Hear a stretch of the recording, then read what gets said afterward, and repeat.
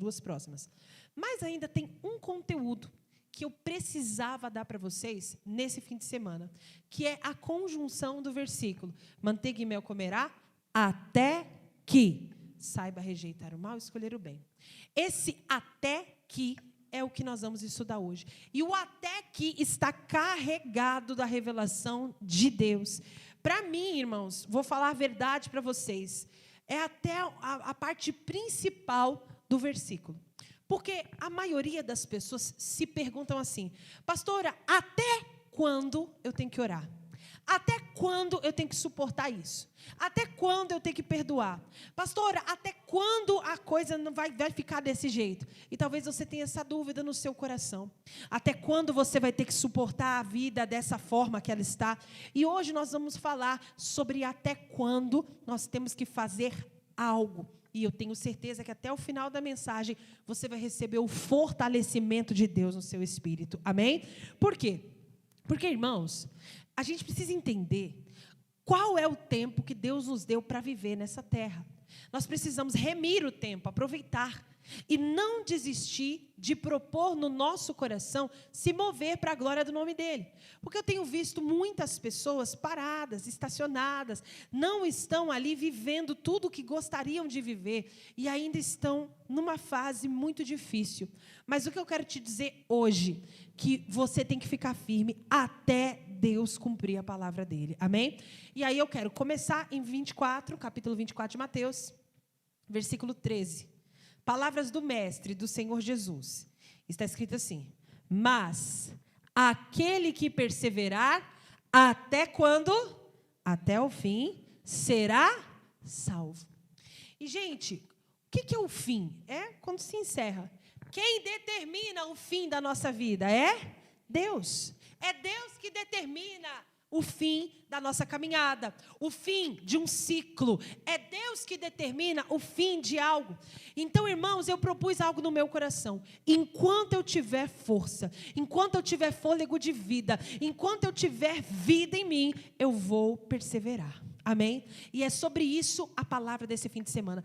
Perseverar, não desistir e propor no seu coração ficar firme até a hora que Jesus levar você.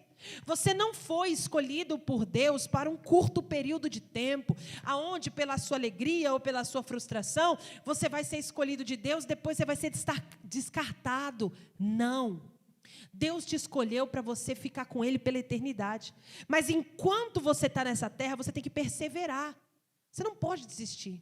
Eu preparei até uma anotação, e eu vou colocar na minha rede social, e eu falei um pouquinho sobre não existe incompatibilidade que resista à perseverança. Ah, pastor, eu sou incompatível com esse lugar, eu sou incompatível no meu casamento, eu sou incompatível em tal coisa. Não existe incompatibilidade que resista à perseverança. Quer vencer a incompatibilidade? Não desista. Reflita comigo sobre a natureza. Existe um fenômeno que nos mostra que a água molda as pedras mais duras se ela continuar passando por ali. Você já viu pedras moldadas pelo caminho da água? Como diz o ditado, água mole em pedra dura, tanto baixa até que fura. Ou seja, não tem perseverança que vai ser derrotada. Todas as coisas que propomos no coração, eu não desisto, isso vai dar certo, Deus é comigo, eu vou conseguir, eu vou avançar, é para vencer. É para tomar posse da vida. Então, Jesus está nos ensinando aqui. Até quando eu vou comer manteiga e mel? Até o fim. Até eu cumprir meu objetivo. Enquanto Deus não falar, eu não vou parar. Nós temos que aprender a ser pessoas que a raiz da nossa prática, ela vem de uma ira santa, e não de uma ira maligna, mas de uma ira santa, de um inconformismo, de ficar do jeito que está. Você não pode se conformar com as coisas do jeito que estão. Eu vou mudar, isso vai acontecer. Você foi feito para romper, para crescer. Mas para que você rompa, você precisa perseverar. Não tem como a sua realidade ser sempre a mesma se você perseverar. Enquanto há o contato da água com a pedra está sendo moldada. A pedra, o material, um dos materiais maior abundância na natureza, mais resistentes. Então, eu quero te perguntar hoje, O que tem de resistente na sua vida que você não está achando que vai dar certo, que não vai mudar? Vai mudar sim, irmãos. Mas sabe qual é o nosso problema? O nosso problema é, o diabo, ele passa anos, gerações, fazendo, enrolando a gente, abrindo legalidade na nossa mente, na nossa família. A gente olha para a nossa casa e vemos que por 30, 20, 10, 50 anos, tem algumas potestades que estão montadas na nossa vida, na nossa família, nos nossos antepassados. E a gente acha que uma pequena oração simples vai resolver tudo. Você vai entender na palavra por que tem coisa que não é uma oração simples que vai resolver. Não é porque Deus não pode, Deus pode. Mas o problema está na gente. A gente está condicionado à esfera da nossa realidade a fazer coisas maciças, concisas. Tem coisas, irmãos, que mesmo a gente querendo, na hora do vamos ver, a gente não quer. Como foi com o povo do deserto. Me liberta, Senhor. Deus libertou no deserto. Ai, Senhor, para que o Senhor libertou? Mas não foi vocês que pediram para libertar?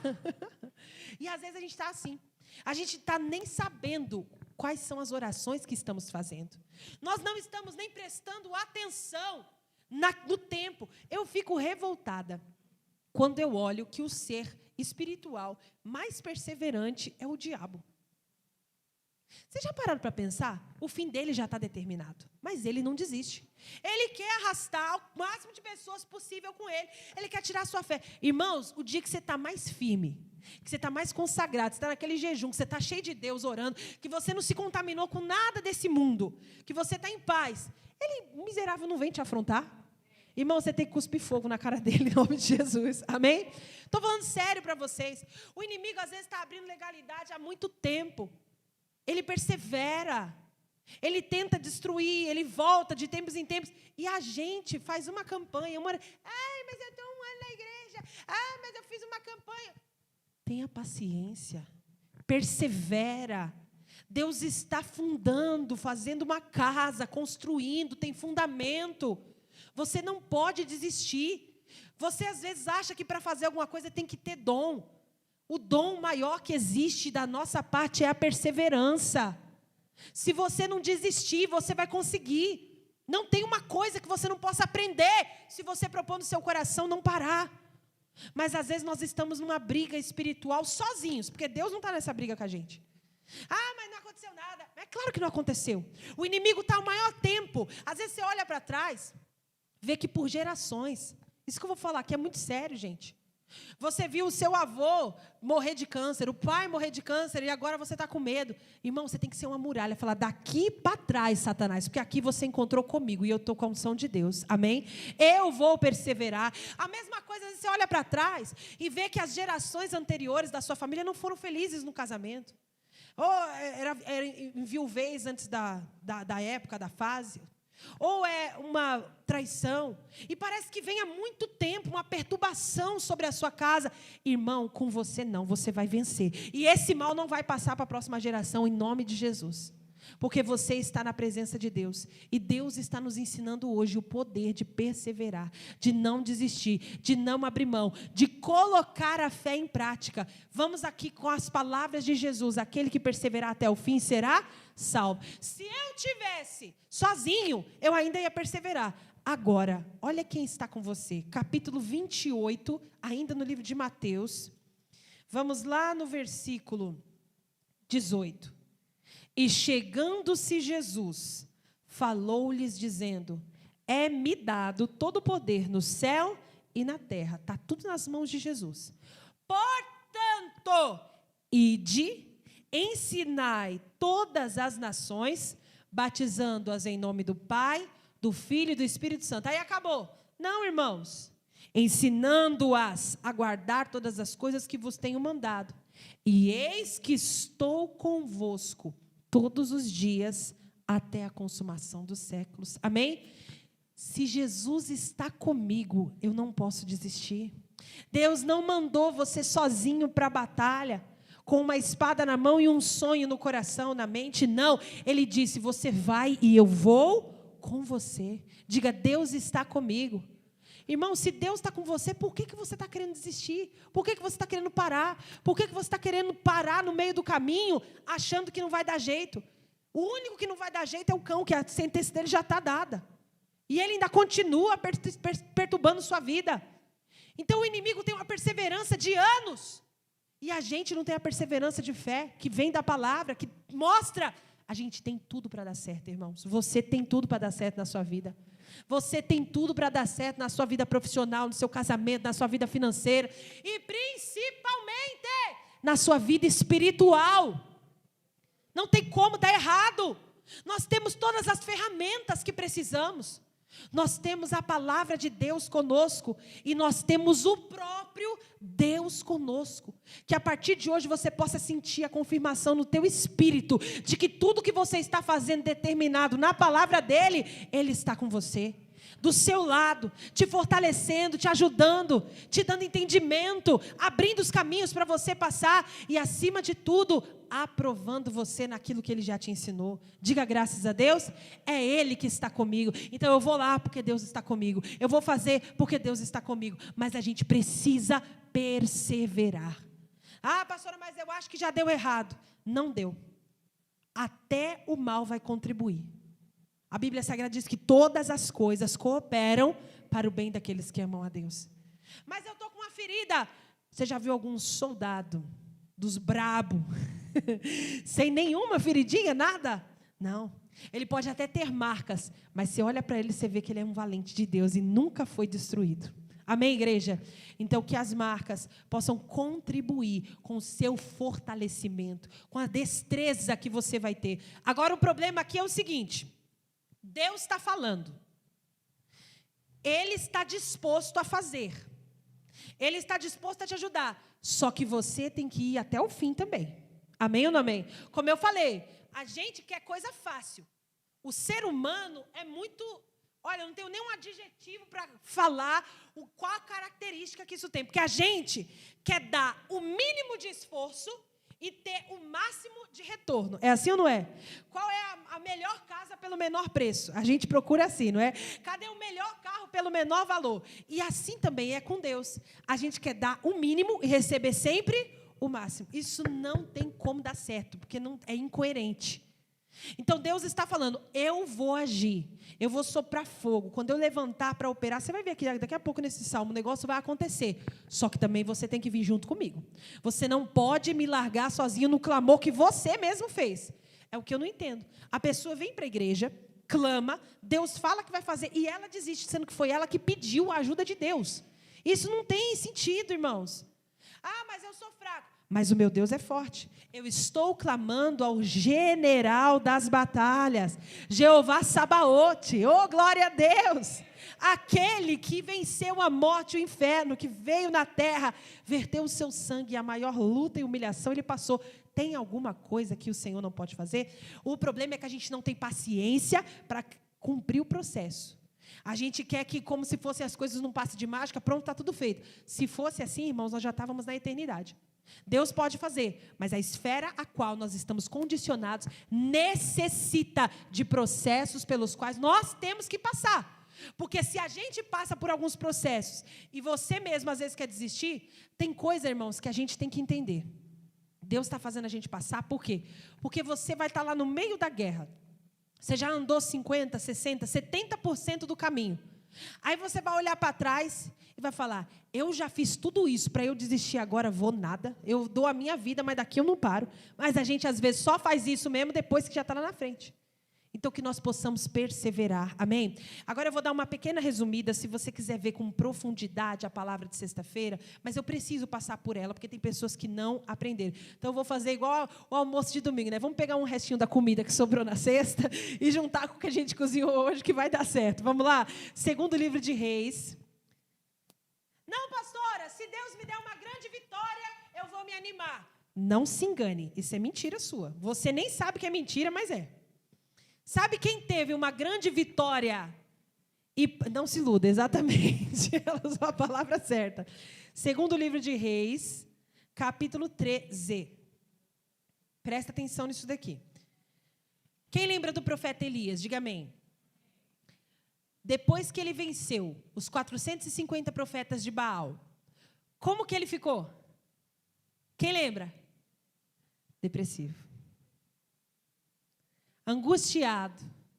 Irmãos, a gente acha que vai ficar a pleno vapor quando tivermos uma vitória. Na verdade, a Bíblia diz que muitas vezes a altivez precede o quê? A queda. E isso não é apenas questão de orgulho. Às vezes, Deus não te deu a bênção que você quer ainda, porque se Ele te der agora, você relaxa, você esmurece, você para. Ah, já casei mesmo? Está casada aí? Uma vez eu ouvi isso da minha mãe, e ela separou, viu? É triste que eu estou falando isso, é verdade. Não, você que tem que se arrumar, porque você que é solteira. Eu falei, mãe, não fale isso, ela deve estar me assistindo agora. Beijo, mãe, te amo. Mas o que Mas por que eu falo isso? Porque às vezes a gente cria essas coisas na nossa cabeça. A Igreja da Graça tem um quadro de pastores, de obreiros, de auxiliares. A gente tinha, abre aspas, uma brincadeira, uma piada que fazíamos entre nós assim. Olha, fulano está lutando para fazer parte da equipe, para efetivamente trabalhar. Mas quando ele assina o papel, parece ter um demônio ali, que tudo que ele fazia antes, se esforçava, chegava cedo, orava, assinou o papel, agora você é efetivamente parte do grupo, do corpo da Igreja da Graça. Aí ele não quer mais fazer, não se esforça mais. É assim, a gente tinha essa piada. Falou, não, irmão, tá uma bênção, né? É, porque ele ainda não foi cadastrado no corpo da obra. Isso é sério, irmãos. É triste, mas é verdade. Tem pessoas que é uma luta para conquistar uma coisa. Quando conquista... O poeta do mundo disse que nós estamos sempre numa ânsia de ter e o tédio de possuir. Que não seja assim com você. Que você possa lutar todos os dias entendendo que o que você está buscando, você só vai receber na eternidade, porque lá não vai ter insatisfação. Deus vai ser perfeito no que Ele vai fazer. E o que mais Ele for te dando aqui de bênçãos, vai acrescentar, mas não vai nos realizar 100%. Por isso que nós temos que buscar a Deus em primeiro lugar. E vai ter momentos da sua vida que você vai estar passando por provas. E a gente vai estudar aqui rapidinho essas provas. O que aconteceu aqui? O Jeoacás, o Jeoás e o Joás foram 3 homens diferentes que foram reis de Israel. E quando começou o reinado de um, a Síria se levantou contra ele, o povo de Deus. E eles estavam tão fortes, o inimigo estava oprimindo tanto, que eles só aplacaram a ira quando qual foi o primeiro aqui que eu fiz a anotação? O Joás. Quando Joás tirou os tesouros da casa de Deus e deu para o rei da Síria. E aí ele se acalmou. Passou o reino, foi o próximo reino, que era dividido Judá aqui, o Judá e Israel. O Jeoacás também teve problema com a Síria.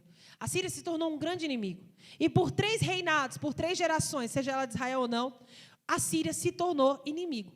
Quando chegou o reino de Jeoás, o profeta Eliseu, presta atenção, não dorme não. O profeta Eliseu, o homem de Deus, deu uma palavra para o rei, que agora era o terceiro reinado, que estava com esse problema. Lembra que eu falei que tem coisa que parece que vem de gerações? Que você fala, meu Deus, que hora vai chegar o meu problema? A gente precisa entender que não é que vai chegar o problema para você. Em você vai chegar a vitória. Foi o que o profeta Eliseu falou para o Joás. E aí o Joás foi provado no mundo espiritual. Presta atenção. Você sabe que tem horas na sua vida que você tem que mostrar a tua essência e o teu caráter. Você sabe que tem horas que não dá para você vacilar. Espera aí. Hoje não dá para vacilar.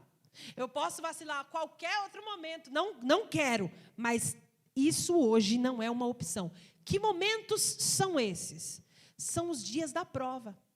Todos nós passamos por prova, gente, para sermos aprovados. Deus já sabe tudo que tem no nosso coração, mas Ele nos prova para a gente ver o que tem dentro de nós, qual é a nossa essência, a nossa verdade. Você precisa saber que muitas vezes você não está vencendo, não é porque Deus não quer, é sim porque você não está tendo a perseverança. Você fala que é todo mundo, que ninguém te ajuda, que ninguém faz, mas quando você vai ver, é você mesmo que não está com a coragem que você deveria estar. E tem um motivo pelo qual as pessoas não ficam iradas contra o inimigo. Eu falei, a fonte da sua perseverança não é uma vitória. A fonte da nossa perseverança é, muitas vezes, revolta, uma revolta santa. Eu não aceito as coisas ficarem do jeito que está. Eu vou fazer alguma coisa para mudar. Do jeito que está, não tem condição. Às vezes, a gente está achando que, para a gente se animar e construir uma coisa, a gente vai ter uma bênção de Deus. Não. A bênção é você se levantar e se revoltar contra o diabo. Falar, Satanás, acabou aqui agora. Ele deveria ter feito isso. Vamos ver essa prova aqui. Capítulo 13, versículo 15. E Eliseu lhe disse para o Jeoás, toma um arco e flechas. E tomou um arco e flechas. Então disse ao rei de Israel, põe a tua mão sobre o arco, e pôs sobre ele a sua mão. E Eliseu pôs as suas mãos sobre as mãos do rei, e disse, abre a janela para o oriente, e abriu-a. Então disse Eliseu, atira! E atirou. E disse, a flecha do livramento do Senhor é a flecha do livramento contra os sírios, porque ferirás os sírios em Afeca, até os consumir. Não esqueça do até. Essa é a palavra aqui. Quanto que ele ia ferir? Até os consumir. Veja, atitudes no mundo físico, comportamento no mundo físico, estava fazendo uma ligação direta com o mundo espiritual. Ele agiu, ele atirou, abriu as janelas, atirou a flecha. Ele fez um ato de fé, digamos assim. E da palavra veio do mundo espiritual para ele uma direção. Você vai livrar o povo de Deus dos sírios. Veja, está ligado. Existem momentos da nossa vida que céu e terra estão ligados conosco, que o espiritual está ligado com o físico. E é por isso que as pessoas não vencem, porque elas querem se comportar fisicamente como crianças. Elas não dão a Deus a devida ação que elas deveriam dar. Mas elas se enganam, dizendo que estão crendo, dizendo que estão firmes, que confiam. Não estão, porque quem crê age de acordo com aquilo que crê. A gente não consegue ficar firme, ficar uma semana sem mentir, sem falar o que não presta, sem ver pornografia. A pessoa não consegue ficar uma semana honrando a Deus e na cabeça dela ela crê, ela tem fé. Não tem. Não tem. Porque quem está conectado com Deus no mundo espiritual, a atitude no mundo físico, ela é equivalente àquilo que ela está crendo no coração dela. Mas a pessoa não consegue nem vir na igreja. Irmãos, isso é sério. Se a gente não se levantar para começar a agir com aprovação e deixar esse Satanás debaixo dos nossos pés, nós vamos cair. Ele estava no momento de prova. Atira a flecha, atirou. Pá! A flecha do livramento do Senhor recebeu uma palavra. E continuou. A prova não terminou ainda não, o rei Jeoás. E disse mais, toma as flechas, e tomou-as. Então disse ao rei de Israel, fere a terra, agora você vai ferir a terra.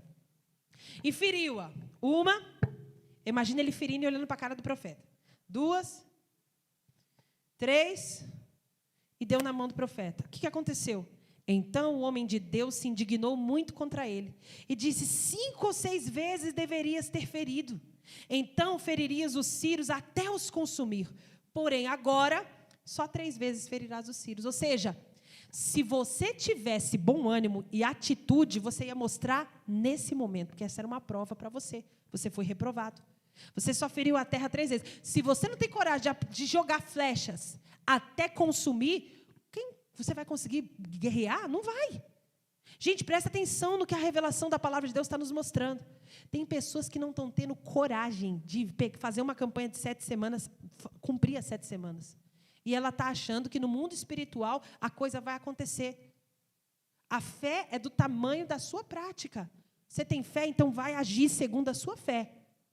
Não dá para Deus romper do meio da sua desobediência e fazer uma coisa que nem você está interessado em ser realizada. Se Deus chega para mim e fala, é com você que eu vou romper, se eu estou aqui no lugar de Jeoás, qual que era a minha prática? O que eu tinha que fazer? Ah, então sou eu? Então agora você pode procurar na face da terra, não tem mais ninguém mais animado do que eu. Eu sou o maior interessado agora em fazer o que tem que ser feito. Porque a missão dada é o quê? Missão cumprida, irmãos. Deus deu a palavra, nem assim ele se animou. Aí eu fiquei pensando, falei, meu Deus, o homem está ouvindo o profeta Eliseu, está no meio de uma rebuliço espiritual ali, uma coisa tremenda, e ele, um desânimo terrível, uma coisa que eu não tem como explicar. E às vezes eu fico pensando isso. Me perdoe, eu não vou falar isso aqui para te magoar, para te ferir. Mas eu falo sério diante de Deus. Eu olho para algumas pessoas e falo, Senhor, essa pessoa vem à igreja. Ela ouviu a tua palavra queimou em mim que estou pregando como fogo. Imagine nos ossos dela, ela está entendendo, Deus está fazendo, Ele está falando. Mas quando sai daquela porta, a pessoa simplesmente não põe em prática. Ela não consegue. Daí a pouco chega uma notícia. O fulano voltou a beber. O fulano está fornicando. O Beltrano está no pecado. Eu fico pensando, por que, meu Deus? Se ela já tem da parte do Senhor tudo o que ela precisa para realizar o que tem que ser feito. Então, a gente precisa entender o quê? O que está acontecendo que está nos atrapalhando a não conseguir realizar. E aí eu fui ler aqui. Falei, por que esse homem estava nessa frouxidão toda? Eu não vou ler tudo, como eu falei para vocês. Está mais forte aqui na mensagem de sexta-feira que está gravada lá. Mas vamos ver rapidinho. Capítulo 13, versículo 1. Vamos lá, 13, 1. No ano 23 de Joás, filho de Acasias, rei de Judá, começou a reinar Jeoacás, filho de Jeú, sobre Israel, em Samaria, e reinou 17 anos. Leia agora comigo o versículo 2. E fez o que era mal aos olhos do Senhor. Então, irmãos, não adianta falar. O que Deus está vendo é o que você está fazendo. Ele fazia o que era mal. Como que alguém que comunga com o mal consegue se revoltar contra o mal? É incoerente, não dá. Então, por que aquela pessoa não consegue cumprir a palavra, não consegue se revoltar? Porque tem ainda uma brecha aberta. Porque tem ainda, da parte dela, uma comunicação com a obra infrutuosa das trevas. Olhe para mim. Se você mentir para mim, eu vou ficar revoltada com você. Amém ou não amém? Não minta para mim. Eu amo a sinceridade, é melhor você falar a verdade. Não importa o que for, dou o que doer. Fale a verdade. Mas por quê? Porque eu também falo falar a verdade para você. Uma vez eu dei um atendimento para uma irmã, atendi ela. E aí, anos depois, ela ficou firme na igreja, se levantou numa liderança. Anos depois, eu fui atender ela novamente. E ela falou assim, pastora, até hoje, aquele atendimento que a senhora me deu, eu lembro da palavra que a senhora falou. Assim, assim, assim. Aquilo ali doeu. Eu olhei para ela e falei, doeu, né, irmã? Ela doeu. Eu falei, pois eu ia falar de novo, irmã, porque eu não posso mentir para você. E ela, eu sei, pastor, eu até agradeço a senhora por ter falado aquilo, porque eu precisava. E eu fiquei pensando, se a gente mente de vez em quando, a gente não se incomoda com quem também mente de vez em quando, porque a gente faz igual. Sim ou não? Você não vai se incomodar, se escandalizar. Na verdade, às vezes você até mostra, poxa, tem que ter misericórdia, né? Por quê? Porque você também faz escondido. Então, não é que o Jeoás estava sem força por acaso. Não é que o Jeoás não cria, é que ele não fez o que era bom e reto aos olhos do Senhor. Se ele não estava fazendo, como que ele ia se revoltar? Esses dias eu vi na internet uma piada, é só para você entender a ilustração. Chega a ser engraçado, mas é triste também. Estava um policial prendendo, bem fortão, policial todo marombado, prendendo um homem, um tiozinho lá. E ele colocava-se com a cara triste, né? E era por que ele estava prendendo? Porque esse homem, ele vendia anabolizante. Você já entendeu, né? O fulano de tal vendendo anabolizante. Aí um policial estava, poxa, fulano, eu falei para você não dar mancada.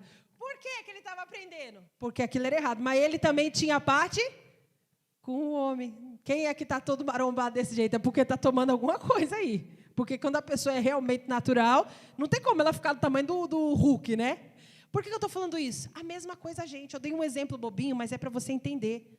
Se você quer se revoltar de verdade contra o mal, se você quer ser um soldado implacável contra o inimigo, para que ele não haja na sua saúde, na sua vida financeira, na vida dos seus filhos, você não pode ter nada preso com ele, escondido ali. Porque senão você vai ficar assim, dois comportamentos. Né? Poxa, Senhor, isso aí já há anos já que esse problema está acontecendo. Aconteceu com o rei Jeoacás, aconteceu com o Joás, agora está acontecendo comigo. A gente já está acostumado já. a pessoa acostuma com a presença do inimigo na vida dela. Agora, olha o segundo comportamento, que é de quem vai vencer. Ah, então, peraí. Esse inimigo que já está há tantos anos na vida do Joás, no reinado do Jeoacás, eu que vou derrubar. Agora ele está dentro d'água comigo. Porque enquanto eu não destruir, eu não vou parar, eu vou ser implacável.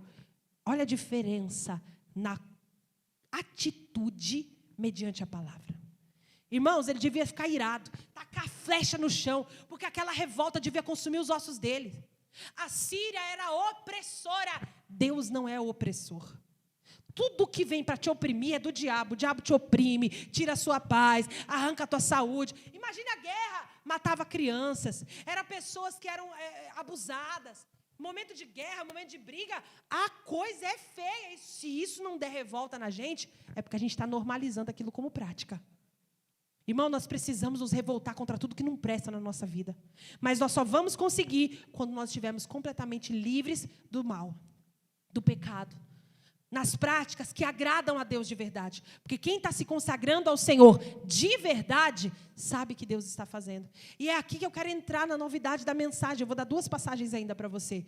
Que eu quero vou te dar lição de casa. Amém? Quer você queira, quer você não queira, você vai ganhar. Salmo 18, vamos lá. Salmo 18, em nome de Jesus. Para você ler com calma esse salmo. É o meu salmo favorito. Eu amo esta palavra. Ela é para nos dar alegria, vida e salvação. Salmo 18, versículo 1.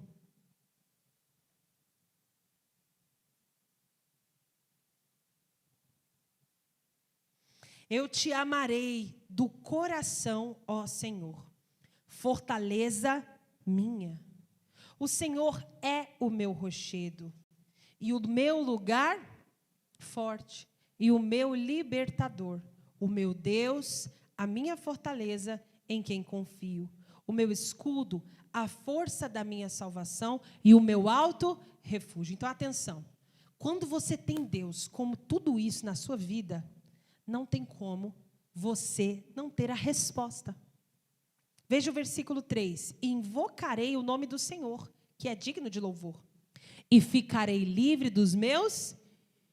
Quando você vê isso daqui, o que você pensa? Ah, Deus vai livrar. Eu vou orar, amém ou não amém? E eu vou ter o livramento. Mas até isso acontecer tem um processo, no qual eu que estou pedindo sou o centro desse processo. Eu estou consciente de que ao pedir, ao clamar, essa obra primeiramente vai ser feita em mim. Então, quando você for orar pela sua saúde, pelo seu casamento, pela sua vida financeira, não se exclua da equação. Você é o centro do trabalhar de Deus. É ali que Ele vai corrigir, redarguir, instruir. Ele vai lapidar, arrancar lascas, que vai doer, porque é você que está sendo trabalhado, restaurado ou mudado. Então, eu vou clamar, porque do jeito que está, não está bom. Então, Deus, eu vou ficar livre dos meus inimigos. Mas não é Deus apenas que vai fazer. Eu também tenho que agir de acordo com o que Ele mandar. Vai escutando aqui. Versículo 6. Na angústia invoquei ao Senhor e clamei ao meu Deus. Desde o seu templo, Ele ouviu a minha voz, e aos seus ouvidos chegou o meu clamor perante a sua face. Quando chegou o clamor, olha o que aconteceu, igreja. Então a terra se abalou e tremeu, e os fundamentos dos montes também se moveram e se abalaram, porquanto se indignou. Do seu nariz subiu fumaça, e da sua boca saiu fogo que consumia. Carvões se acenderam. Não clame achando que isso não vai ter efeito. Tem. E o efeito é tenebroso. Ninguém que chega para você, falando para você que alguém está maltratando o teu filho na escola, na rua, vai querer de você uma passividade extrema. Na hora você vai se levantar revoltado, sim ou não? Eu até contei aqui de manhã, falei brincando, não, o pessoal deu risada, mas é verdade. Quando eu penso nisso, eu lembro da minha avó. Minha avó é uma senhora desse tamanho. Bate aqui em mim. Só que a bicha era brava quando ouvia que fizeram alguma coisa para os netos dela na escola. Ela vinha chegando, as professoras saíam do meio, os inspetores saíam do meio. Eu estudava numa escola, quando eu tinha 10 anos de idade, que ela ficava do lado de uma comunidade chamada Iraque. Então, você imagina as preciosidades que estavam estudando ali. Todo mundo muito educado, muito solícito, só que não. Gente, aquilo ali, na minha época, era degladiável. É só Jesus para ter misericórdia. E ali na escola, tinha um menino que toda vez que eu levava o lanche, ele pegava o lanche e tacava no chão, pisava. Eu tinha 10 anos de idade. A briga era grande. E minha avó ficou sabendo. A minha avó foi nessa escola, gente, pegou o menino e falou assim, escuta aqui. Mas é para criança. Mas não tem pai, não tem mãe. Você tem que... Ela falou com a criança, não maltratou a criança, não, mas falou para ele, você não pode, e tal, repreendeu ele. Aí eu brinco até que era o carcereiro da escola, porque ele ficava naqueles portão, com a corrente fechada, era um homem bravo, dessa altura assim, parecia o carcereiro da escola. Foi falar com a minha avó. Mas se a sua neta traz, ela está sujeita. Ainda querendo culpar a vítima, né? Como faz a sociedade hoje em dia. Não, porque se ela tem, não é todo mundo que tem. E aí acontece, minha avó olhou para a cara dele e falou assim, escuta aqui. Se você tem dinheiro para comprar um carro, porque você precisa andar, e o seu vizinho é pobre, lascado, pé rapado, e não tem condição, você vai deixar de comprar porque ele não tem para usar? Você não vai, né? Então, aqui na escola, vocês têm que aprender a ensinar o respeito. Independente do que o coleguinha do lado tem ou deixa de ter, tem que aprender a ensinar o respeito. Nunca mais o carcereiro falou nada para ela. Por isso que eu falei, a bicha chegava brava. E ela criou 3 netos. Então, imagine as brigas grandes que tinha na escola, porque era um lugar onde realmente era muito desrespeito. Eu tive que aprender a brigar muito cedo, abre aspas, não fisicamente apenas, mas a me defender, porque era muita coisa. Agora, imagine comigo Deus ouvindo de lá que o Satanás está esculhambando com a tua raça. E você está tentando se levantar, e você não está conseguindo. O inimigo está vindo com prova, com batalha, com problema, e você está se santificando, mas você está sendo humilhado, você está sendo pisado, você está passando por situações de fome, de miséria. Irmãos, quando Deus ouviu, Ele levantou e a terra estremeceu. A terra estremeceu. Mais do que o poder de um pai, de uma mãe, de uma revolta contra algo ruim que está acontecendo, nós temos um Deus que está olhando para nós, que está julgando as nossas causas. E depois você lê aqui tudo que aconteceu. Veja o versículo 12. Ao resplendor da sua presença, as nuvens se espalharam, e a saraiva e as brasas de fogo. E o Senhor trovejou nos céus. O Altíssimo levantou a sua voz. E havia saraivas e brasas de fogo, despediu as suas setas e os espalhou, multiplicou raios e os perturbou. Mas você vai ficar de cara no chão se eu te disser que tem crente que tem dó do diabo, que tem dó do inimigo. Parece uma brincadeira, mas não é não. Aí depois você vai ver aqui que o salmista diz, olha, Deus me guardou, Deus me recompensou. Por quê? Porque eu não entreguei a minha alma ao pecado. Porque Ele viu a pureza das minhas mãos. Então, Deus atendeu o meu clamor porque eu me purifiquei. Eu procurei fazer o que é certo. E aí, logo em seguida, isso aqui é do versículo 16 em diante. Agora, depois disso aqui que ele falou, vai lá no versículo 29, que eu falei que você tem que ser o centro da batalha. O salmista disse o seguinte: porque contigo entrei pelo meio de um esquadrão. Ele não mandou ninguém ir, ele mesmo foi. Com Deus eu vou. Repita comigo, com Deus eu chego lá. Mas a gente quer que os outros façam por nós o que somos nós que temos que fazer? Como é que vai dar certo? Não vai. Contigo. Lembra o que nós lemos em Mateus 28? Eis que eu estou contigo até a consumação dos séculos. E o salmista diz, o Senhor está comigo? Então contigo eu vou entrar pelo meio do esquadrão. Eu vou saltar uma muralha. Você vai vencer em nome de Jesus. Nós temos que entender, se eu que estou clamando, eu tenho que ter responsabilidade de ir até o fim com a minha determinação. E o que mais? Vamos lá. Versículo 31. Porque quem é Deus senão o Senhor? E quem é o rochedo senão o nosso Deus? Deus é o que me cinge de força e aperfeiçoa o meu caminho. Faz os meus pés como os das servas e põe-me nas minhas alturas. Adestra as minhas mãos para o combate. Irmãos, eu gosto de orar por vocês. Eu amo orar e Deus abençoar. Mas eu fico mais feliz ainda quando eu vejo que as mãos de vocês estão adestradas para o combate. Quando eu vejo, olha, irmãos, é coisa linda demais. Eu lembro quando eu era tia de escolinha, eu ensinava as minhas crianças, orava por elas, dava o azeite e falava, olha, vocês têm que orar. Abençoa a família de vocês. O inimigo não pode trazer doença. E ia abençoando e ensinando elas. Daí a pouco vinha uma. Tia, eu orei, a minha avó estava doente. A avó chegava no culto, deixava a criança. Olha, essa menina está ungida, glória a Deus. Se eu estava doente lá, ela falou, não, a tia da escolinha falou que eu tenho azeite. Catava o azeite, tacava na minha cabeça. E eu não fui curada. Irmãos, várias bênçãos. Eu ficava radiante quando eu via as minhas crianças, eu sendo tia de escolinha. E elas passavam num lugar que tinha uma boca de fumo. E elas passavam lá com azeite e não orava pelos homens que estavam lá no meio do caminho, não. Ah, essa criança aqui está cheia de autoridade. Ela passou lá. Irmãos, eu não estou brincando. Teve uma vez que eu levei uma fila de crianças para o culto. Pastor, o senhor me dá licença? Pois não. Elas têm um testemunho para contar.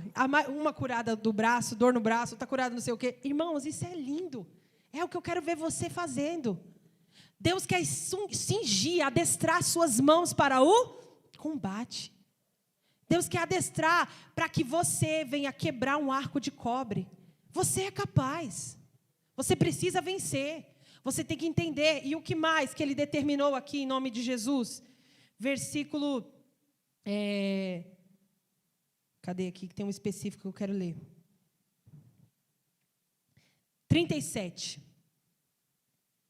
Persegui os meus inimigos e os alcancei. Não voltei, senão depois de os ter consumido. Enquanto tiver um de pé, eu não vou descansar.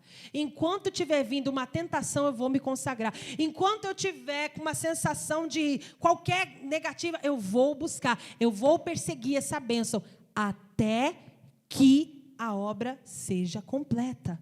Amém? Você é uma construção de Deus. Deus quer que você viva 100 anos, mas você precisa entender, até o fim da sua vida, Deus vai estar te adestrando para a batalha. Deus quer que você continue e persevere. Foi um tempo bom? Amém. Mas Deus tem algo maior agora. A glória da segunda casa é maior do que a da primeira. Você foi feliz ano passado? Amém. Mas Deus tem um novo ano cheio de paz, de bênçãos, de realizações. Diga graças a Deus. Mas a gente tem que ser o primeiro a se levantar. Aí, veja lá, como o homem estava bravo. Versículo 40. Deste-me o pescoço dos meus inimigos, para que eu pudesse destruir os que me aborrecem. Amém? Isso daqui não é, eu não estou estimulando você a ir contra pessoas. Porque a nossa guerra não é carnal, ela é espiritual. Mas, às vezes, sabe quem é o seu maior inimigo? É você mesmo, exatamente. Por isso que é tão difícil vencer. Eu vou matar minha carne enquanto eu tiver com esse relaxo, com essa preguiça, com essa perturbação, com esse pecado, eu vou me consagrar. Você tem que perseguir, irmão. Seu maior inimigo, às vezes, é você mesmo. É um ódio que você tem, um pensamento errado. São os nossos inimigos. Persegui os meus inimigos e os alcancei. Clamaram, mas não houve quem os livrasse até ao Senhor. Mas ele não lhes respondeu. Na hora do sufoco, todo mundo quer clamar a Deus. Só que você clamou primeiro. Amém? Clamaram. Os inimigos que estão praticando a injustiça, que estão levando uma vida de pecado, estão achando que com Deus é bagunçado? Não. Eu clamei primeiro, disse o salmista aqui. Eu não vou desistir de vencer essa batalha. Clamaram até ao Senhor. É igual essa ideologia que está solta aí. Na hora que eles fazem uma coisa que não agrada, eles querem usar o cristianismo somente do jeito que eles acham bonito. Não, mas o cristianismo não é amor, é perdão. Tá, mas Deus também é justiça e fogo consumidor. Você vai querer tudo ou você vai querer achando que é uma parte só aquela que você acha bonita? Porque para falar do evangelho, você tem que falar dele em sua totalidade. Ele é o Deus que tem fúria. Veja lá, de novo, o versículo 14. Despediu as suas setas e os espalhou. Multiplicou raios e os perturbou. Como é que nós vamos estar no dia da batalha? Vamos estar vermelho, negativo, ou vamos estar certos? Prontos para fazer o que tem que ser feito? Agora a gente não pode desistir, irmãos. Não podemos parar. A decisão está com você. A gente vai encerrar essa palavra agora no livro de Lucas, capítulo 18. Para nós é isso que vale. São as armas da nossa batalha. Elas são espirituais. Lucas, capítulo 18. Pastora, mas você não sabe. A injustiça está tomando conta. Ele já determinou que realmente o que é errado virou certo, o que virou certo agora é errado. Não, pastora, mas você não sabe o que é. É que, mesmo sabendo de tudo, conversando, ouvindo, parece que a coisa não vai mudar. Parece que a coisa vai ficar assim mesmo. Pois leia aqui comigo, capítulo 18 de Lucas. Vamos ver quem é maior. É Deus ou não é? Irmão, não tem como. Lucas capítulo 18. Oh, glória a Deus, a graça de Deus está sobre nós. Amém, igreja? Tem uma unção do Senhor aqui. Parábola do juiz iníquo. E contou-lhes também uma parábola sobre o dever de orar sempre e nunca desfalecer, dizendo: havia numa cidade um certo juiz, que nem a Deus temia, nem respeitava homem algum. Não, pastora, não tem jeito. Tem. Sabe por quê? Porque essa parábola é sobre uma pessoa que nem respeitava nem Deus e nem os homens. Se você está lidando com uma situação a qual nem Deus está sendo respeitado em sua palavra, fique tranquilo, porque de Deus ninguém escarnece. O problema do temor não é de Deus, é da pessoa, porque o temor de Deus existe. E havia também naquela mesma cidade uma certa viúva. Por que a viúva? Figura frágil. Viúva porque não tinha quem a defendesse, não tinha quem fizesse por ela, ou era ela mesma. E talvez você está, pastora, se não for eu por mim, pois, irmão, Deus está com você. Se é você, você vai vencer. E essa viúva ia ter com ele, dizendo: faze-me justiça contra o meu adversário. Justiça, cumprimento da palavra. E por algum tempo não quis, mas depois disse consigo: ainda que não temo a Deus, nem respeito os homens, todavia, como essa viúva me molesta, hei de fazer-lhe justiça, para que, enfim, não volte e me importune. Não tem injustiça que a perseverança venha a ser derrotada por ela. Não há maior ação de Deus sobre as nossas vidas do que a força que nos faz avançar sem nunca desistir. Mas a maioria, não consegui assim, vou tomar uma outra decisão, vou para um outro lugar, vou fazer de um outro jeito. Deus mandou? Não mandou. Então fique de pé e tome posse você da bênção. Finalizando aqui. E disse o Senhor: ouvi o que diz o injusto juiz. E Deus não fará justiça aos seus escolhidos que clamam a Ele de dia e de noite? E digo-vos, de dia e de noite, ainda que tardio para com eles, digo-vos, depressa lhes fará justiça. Quando, porém, vier o Filho do Homem, porventura achará fé na terra? Então, você não tem que perguntar o que Deus vai fazer. Você tem que perguntar: eu tenho fé? Eu estou perseverando? Eu estou crendo? Eu estou preparado? Se não estou, eu preciso me preparar. Amém, gente? Então, não se esqueça. Os 7 últimos domingos, oração à meia-noite, em nome de Jesus. Amém? Vamos ficar todos de pé? A irmã está com o mel lá atrás, eu vou sentir de dar agora. No outro culto eu entreguei no final, mas eu vou entregar agora. Traz para mim o mel. Isso. Deus amado e Pai querido, em o nome do Senhor Jesus, eu consagro este mel que está sendo trazido ao altar. Quero pedir ao Senhor uma unção de força, uma unção, ó Deus, de perseverança. Eu consagro o mel que esse meu irmão e que essa minha irmã vai receber, e eu te peço que seja uma atitude de fé, que essa pessoa seja aprovada com o uso desse mel. Assim como o profeta Eliseu entregou um arco na mão do rei e disse: atira, nós estamos entregando um mel e dizendo: use com fé, de acordo com aquilo que você precisa vencer, porque Deus está com você. E quem crê, diga amém. Em nome de Jesus, entrega lá para todo mundo. Agora eu quero que os obreiros preparem também